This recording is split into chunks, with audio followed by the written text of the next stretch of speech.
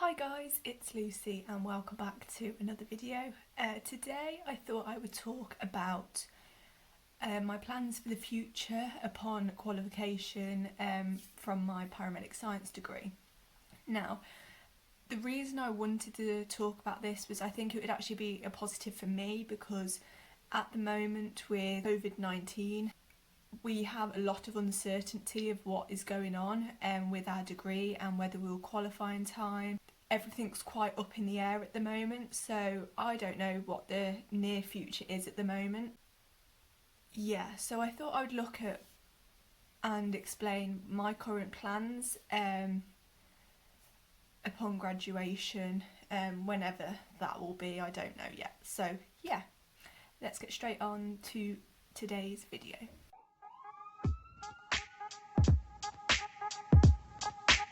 So, I think the first thing to talk about is becoming a mentor. Basically, within certain trusts, I don't know if all trusts do this now, but there is a mentoring style, I want to say scheme, but it's not really a scheme. These mentors basically help students like myself develop and look at areas of improvement, look at areas where things are going right and wrong, and basically improve that student's ability on an ambulance with patients, etc, etc. And it comes with a lot of responsibility, and it's not necessarily something that's ever interested me. Maybe it will in the future. But talking about specialisms, obviously becoming a mentor is some sort of specialism. However, I never had an interest in this until just before Christmas. I went out and did a shift with Heart. I basically went with the idea that I just want to know more about them. People are very quick to judge Heart paramedics on the basis that they do bigger things than paramedics, and I just wanted to find that piece of respect for them, in the sense that I've only ever heard people kind of be negative about them, and I wanted to look beyond that, so I wanted to learn it for myself. So I went and did a shift with them. It was absolutely brilliant. It was interesting to be able to actually talk to one of their paramedics and learn things, learn about their equipment, etc. And it really, really interested me. Now, there is an extensive fitness test to get in with them, so obviously if I did ever want to do that, that is something I need to consider.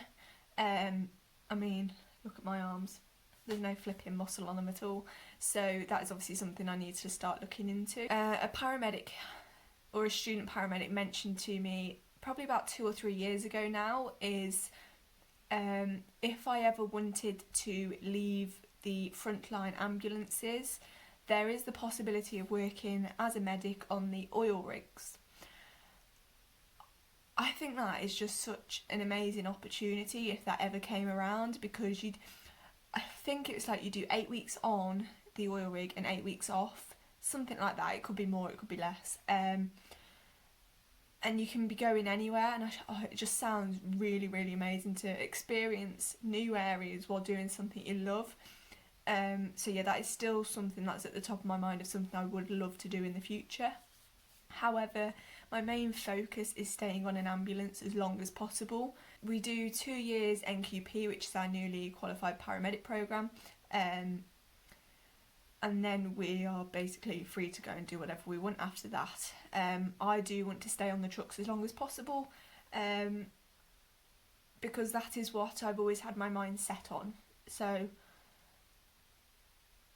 specialisms isn't really the top of my mind. It's always been, let's stay on a truck and let's do what I've always wanted to do. Specialisms have never really fully interested me. However, now that I'm doing the role and seeing the specialisms out and about, it's obviously something you start to think about. There's a lot of talk at the moment of how paramedics are evolving. Paramedics can now work in GP practices, they can work in the hospital setting. There is so much new stuff coming and going every single day. Paramedics can now refine their skills to do prescribing. There's all of that sort of stuff to think about. Obviously a lot of this comes with doing a master's, it comes with more uni training, and I don't know if a master's is for me. I love the practical side of my course, absolutely love it. I love going into skills labs, I love going out on the road on an ambulance, I love doing all the practical stuff, but lectures and essay writing is just something I've really struggled with. One, because I hate sitting still. I always like to be moving about or just doing something. And two, English language has never been somewhere where I can reach my full potential, really. It's just not something I've ever been able to get my head round, so I don't know about a master's yet. The next two things I want to talk about kind of link together. They're also the final things I want to talk about. So there's migrating and there is moving ambulance trusts.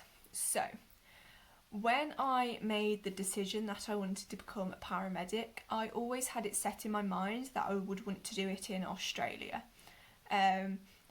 Realistically now, thinking about it, that was just a full-on childhood dream. Nothing has come of it since then. I can't see myself moving away from here to another country. Maybe go on holiday there. Maybe if the opportunity came up, I'd love to observe some ambulance shifts over there to see how it varies, but yeah, no, I don't want to work in Australia anymore. People still bring that up to me now, about me migrating to Australia, and no, it's not something I want to do. Moving trusts, I obviously have never seen another trust in operation. Obviously you see it on the TV, on like ambulance and stuff like that, but you never see the full picture on those programmes. Personally, I love the trust I work for at the moment, and it's definitely where I want to work upon qualification. Moving trusts in the future is obviously always an option. It depends where I want to live in the future. Currently at the moment I love my region, I love where I live. I could definitely see myself living where I live now rather than living back home. However, I don't know. Obviously it's where the job takes me, depending on specialisms and stuff like that. I don't know, it depends what evolves in the next 2 years basically. Well, year and a half really. I hope that's given you a bit of an insight into my current frame of mind when it comes to my job role in the future. I did make a video probably 2-3 years ago now of my future plans, and I hope that's kind of narrowed it down in this video. I can't remember what was in that video though. So yeah, any questions, leave them in the comments below and I'll try and answer them best I can, and I will see you in a video very soon. Bye guys.